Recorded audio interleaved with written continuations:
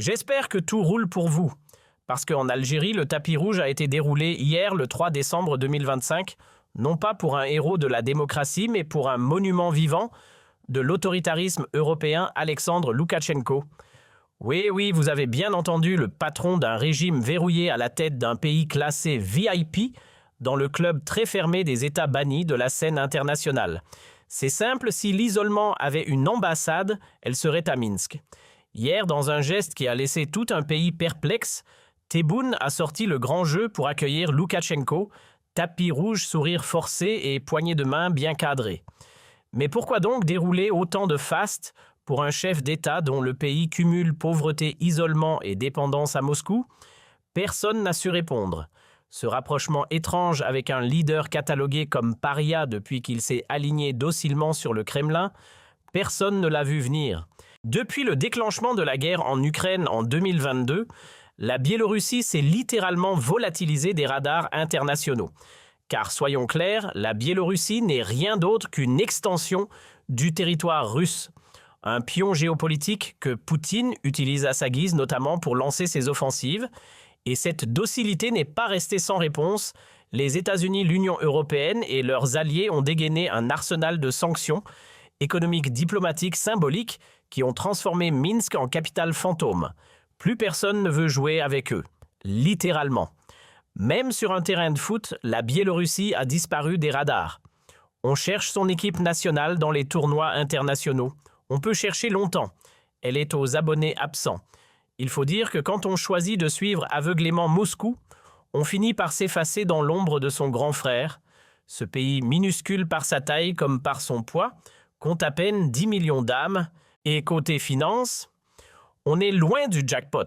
Leur PIB plafonne autour de 73 ou 75 milliards de dollars à tout casser, pas même 80, ce qui leur vaut une place d'honneur parmi la douzaine de nations les plus pauvres du continent européen. Et si vous pensez que ce n'est qu'un mauvais classement global, attendez de voir les chiffres par habitant.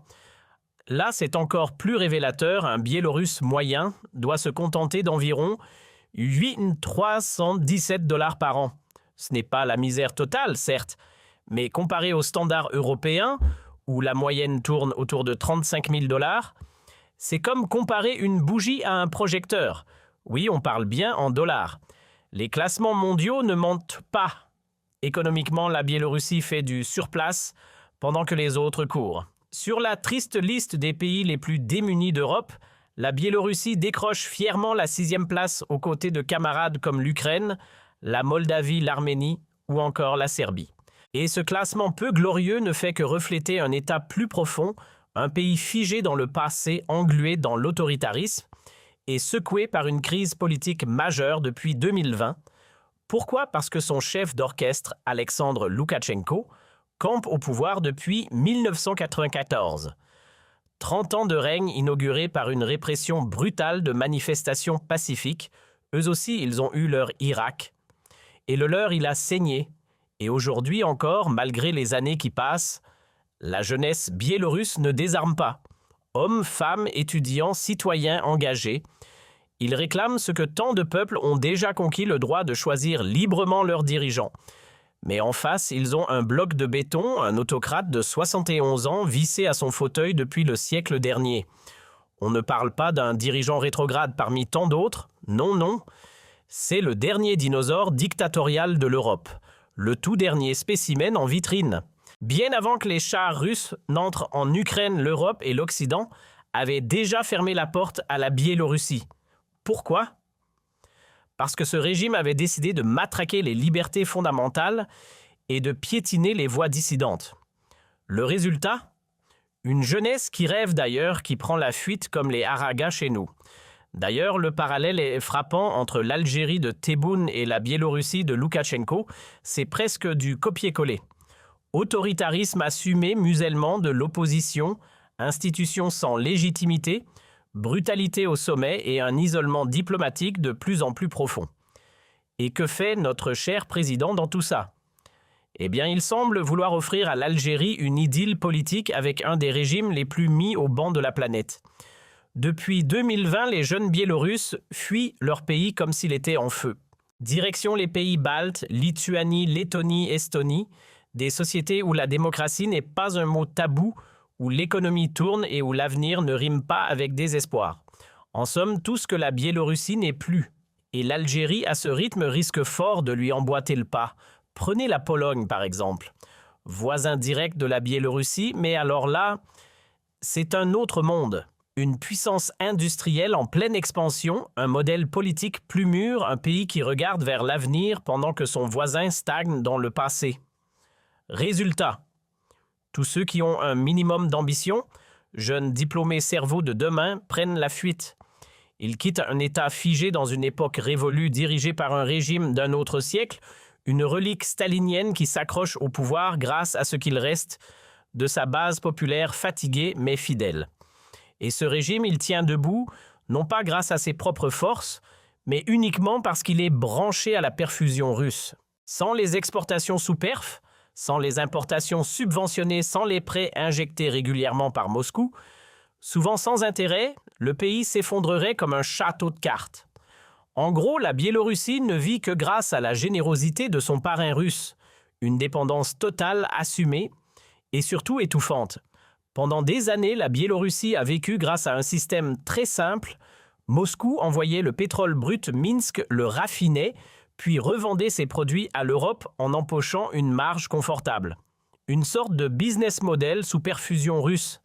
Mais tout cela s'est effondré dès que l'Occident a décidé de frapper fort.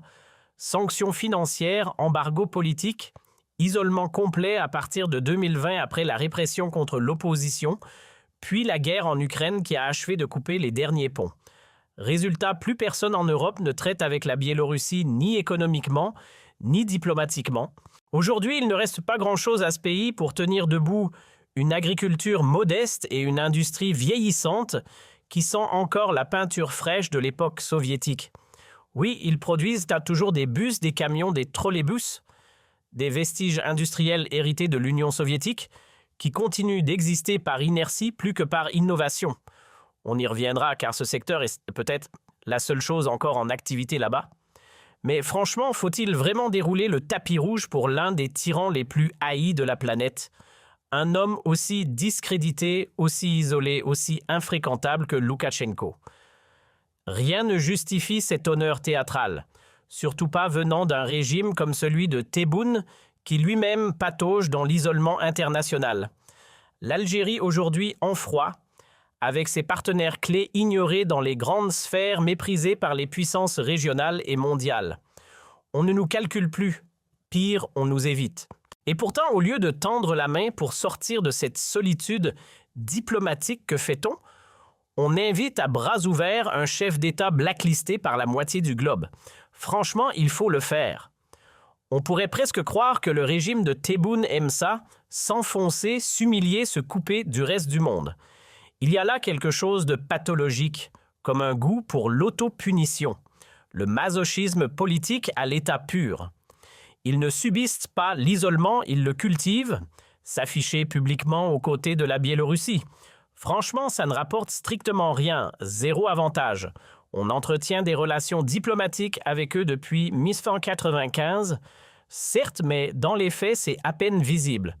Pas même une ambassade algérienne à Minsk, c'est celle de Moscou qui gère ça en sous-traitance.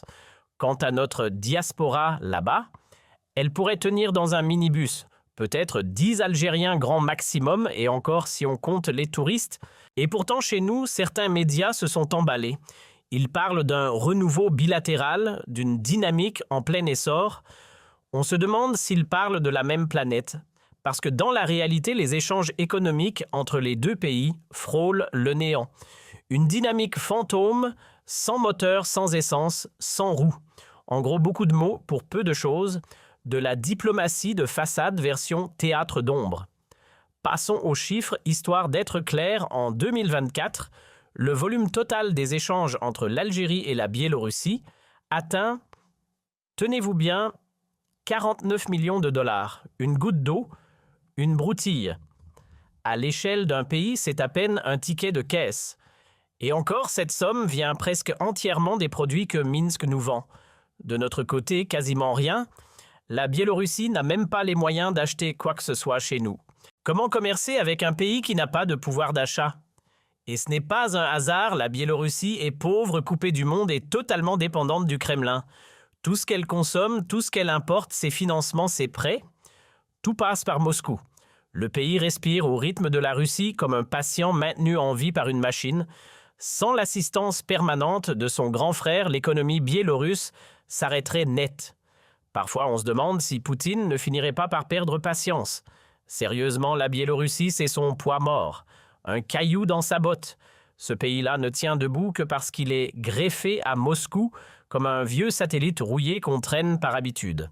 De plus en plus d'intellectuels russes le disent à voix haute. À quoi bon faire semblant? Autant annexer Minsk une bonne fois pour toutes. Car aujourd'hui, cette république n'a ni autonomie réelle, ni fonction stratégique. Si demain le Kremlin ferme les robinets, la Biélorussie s'effondre. Elle sombrerait dans la misère façon Somalie. Famille ou pas, ce serait la fin. Alors oui, c'est vrai, le pays a des atouts. Une terre fertile, un climat tempéré, un patrimoine riche, une culture accueillante. Ceux qui y sont allés en reviennent charmés. Moi-même, j'ai vu des reportages très touchants. Mais franchement, qui mettrait la Biélorussie sur sa liste de voyages, c'est un territoire fantôme coupé du monde. Comme la Corée du Nord ou l'Érythrée intéressant pour un documentaire, pas pour un partenariat économique. Un sujet d'étude, pas d'investissement. Alors oui, si on se fie aux chiffres de 2024, le commerce entre l'Algérie et la Biélorussie a atteint les 49 millions de dollars. Ouah, ça paraît énorme. Jusqu'à ce qu'on réalise que c'est juste 16 fois plus qu'une misère. L'année précédente, on tournait autour de 5 ou 6 millions, c'est dire. Et en 2025, rebelote, ça redescend à 34,5 millions. Rien d'impressionnant, ce que l'Algérie achète. Quelques babioles produites par des sous-traitants biélorusses qui bossent en coulisses pour l'industrie militaire russe, un peu de mécanique, 2-3 produits agricoles, rien de stratégique, rien de transformateur. En clair, aucun intérêt économique réel pour nous. Et pourtant, ce dont l'Algérie a cruellement besoin, c'est tout autre chose, du transfert de savoir-faire, des investissements directs, une vraie dynamique industrielle. Mais la Biélorussie, elle continue de vivre sur les restes poussiéreux de l'époque soviétique.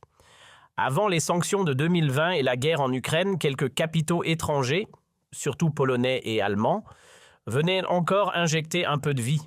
Par exemple, l'usine biélorusse de bus M n'a tenu que grâce au soutien technique d'un géant allemand MAN. Oui, les camions MAN, les bus MAN que vous croisez peut-être encore. Ce sont eux qui ont évité l'extinction totale de la filière là-bas. D'ailleurs, ce sera le sujet d'une autre émission.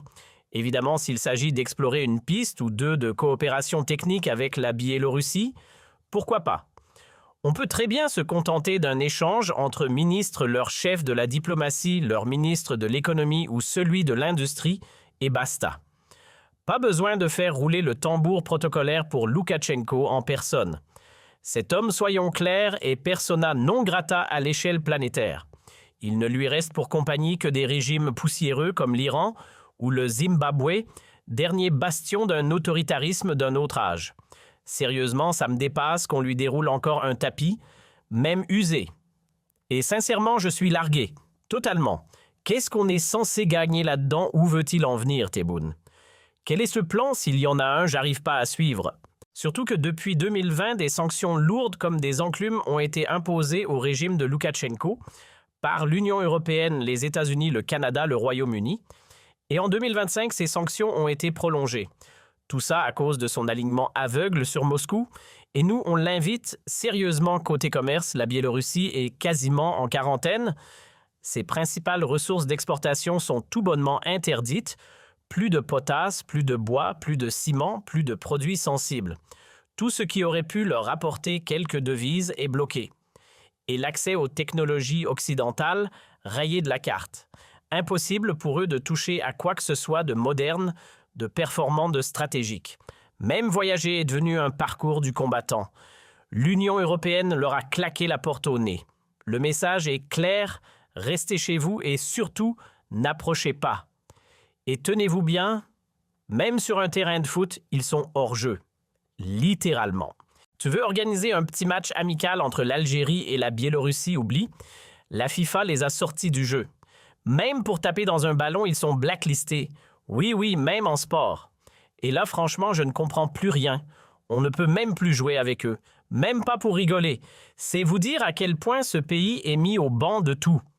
Alors vraiment pourquoi s'embarrasser à se montrer aux côtés d'un État comme la Biélorussie? Un pays coupé du monde, mis au banc de la planète avec lequel aucun échange économique ne vaut le coup et aucune perspective ne se dessine. Un marché de 9 millions d'habitants pauvres, complètement dépendants de la Russie. Franchement, il y a bien mieux à faire ailleurs. Regardez plutôt du côté de la Hongrie. Viktor Orban invité en Algérie, voilà qui a du sens malgré son penchant pour l'extrême droite et son discours nationaliste bien trempé. Économiquement, la Hongrie est un autre calibre prospère moderne connecté à l'Occident, tout en entretenant des relations correctes avec Moscou et Poutine. Mais surtout, elle n'a jamais renié son ancrage européen et reste membre de l'Union européenne. Bref, un pays ouvert qui inspire et peut vraiment servir de partenaire. La Pologne, voilà un vrai géant économique et industriel de l'Europe. Voilà des pays qui valent le détour, capables de nous apporter de l'expertise, des partenariats concrets et de véritables perspectives de développement. La Roumanie, à la limite, ça peut passer, mais il faut viser des nations qui bougent, qui ont une énergie, une dynamique réelle. Et puis, il y a ce qu'on voit depuis quelque temps, la Croatie, la biologie. Franchement, on n'y comprend plus rien dans la stratégie diplomatique de Tebboune. Ces derniers mouvements, on fera une émission complète pour analyser tout ça, pour décortiquer ses choix. Ce qui frappe, c'est qu'il semble tellement isolé qu'aucun partenaire sérieux ne veut vraiment s'approcher de lui. Sa politique diplomatique actuelle intrigue, voire laisse perplexe. Il suffit qu'un chef d'État, même d'un tout petit bout de terre perdu sur la planète, accepte l'invitation d'Alger pour se voir dérouler le tapis rouge comme s'il venait de sauver le monde. Demain, ce pourrait être une île inconnue de 1000 habitants à peine. Et hop, rendez-vous officiel avec Tebboune cérémonial grandiose garanti. Peu importe la taille, peu importe l'importance, si le président dit oui, il est traité comme un roi. Et si l'on regarde le palmarès récent des visiteurs, on se gratte la tête. Entre la Somalie, la Biélorussie, des pays en guerre, en quasi-disparition ou complètement isolés, on nage en plein n'importe quoi diplomatique. Il n'y a plus aucune logique, une politique d'invitation qui frôle l'absurde. L'Algérie, autrefois grande, respectait une voix qui comptait sur la scène internationale. Sous Bouteflika, on ne manquait aucun sommet du G7 ou du G20 invité à côté des plus grandes puissances. Aujourd'hui, on a perdu cette aura. On s'affiche avec les nations les plus pauvres, les plus isolées du globe. C'est un contraste saisissant, presque déroutant. Attention, je ne critique pas l'idée d'avoir des relations avec des pays fragiles, pauvres ou isolés. Absolument pas. Mais il faut que ce soit logique des échanges proportionnés à leur poids géopolitique des visites ministérielles ou parlementaires, cibler des projets précis et limités à des domaines où une vraie coopération peut exister. Pas de grands gestes symboliques pour des pays qui n'apportent rien. Je ne suis pas contre, vraiment pas. Mais il faut du sens. Franchement, c'est incompréhensible. Dérouler le tapis rouge, organiser des visites d'État pour des dirigeants qui n'ont ni crédibilité, ni légitimité, ni popularité, et qui sont complètement invisibles sur la scène internationale. Ça n'a aucun sens.